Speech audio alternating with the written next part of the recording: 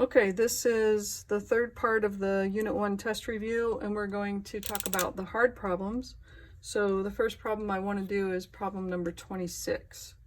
26 says, suppose you have scores 20, 25, 30, and 20. So I have 20, 25, 30, and 20 on quizzes in a mathematics class. Complete parts A through C. A, what is the mean of these scores? So this part is pretty easy. I need to find the mean of these scores. So I get,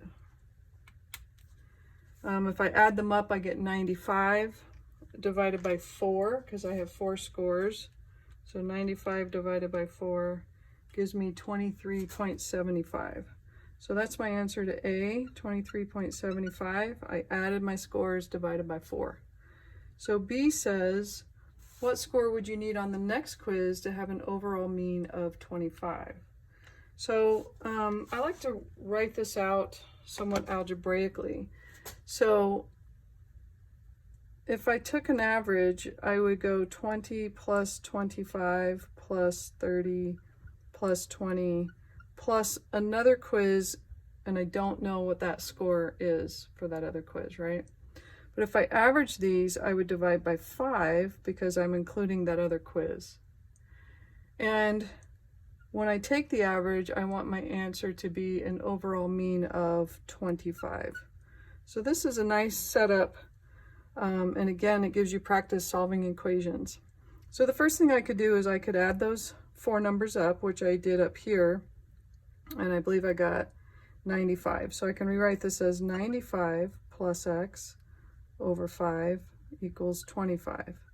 So we did a problem earlier where we wanted to undo this divided by 5, and we can do the opposite of division, which is multiplication. So 5 divided by 5 is 1, so that essentially cancels, but I have to keep that balanced by multiplying by 5 on both the left and right.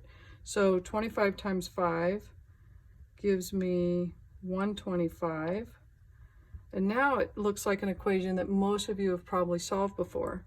If I want to get x by itself, I would subtract 95 from both sides, and I get x equals 30. So 30 is the answer. That's what the score would need to be in order for that average to be 25. So part C says, if the maximum score on a quiz is 50, is it possible to have a mean of 30 after the 5th quiz? So what we can do with that is pretend that we got our maximum score on this last one. Let's say we got a 50. So we have 20 plus 25 plus 30 plus 20 plus 50. And if I average that divided by 5, I get, let's see, that's 145 divided by 5 is 29.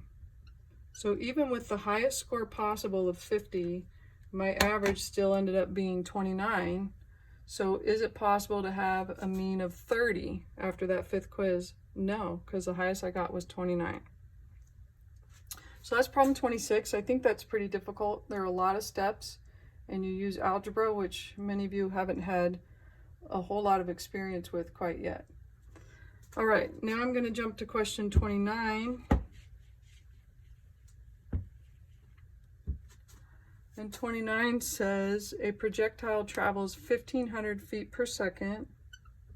So 1,500 feet per second. How fast is the projectile traveling in miles per hour? So this is a double conversion.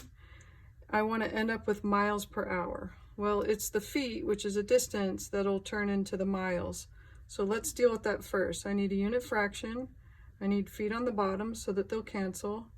And I need a relationship between feet and miles.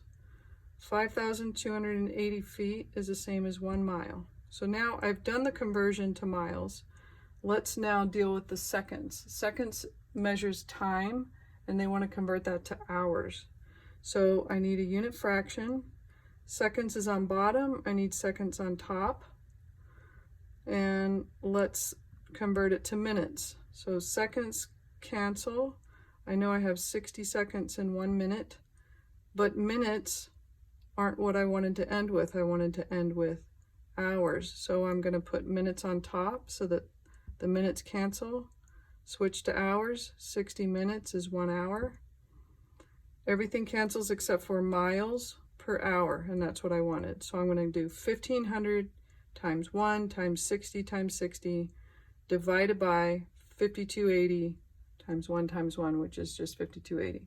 So my total answer ends up being 1,022.7. They asked me to round to the nearest tenth, and that is it. So there is one more video in this series, and that's going over a couple of questions where I wanted you to see the screen on my math lab. So it's questions 5, 6, and 7.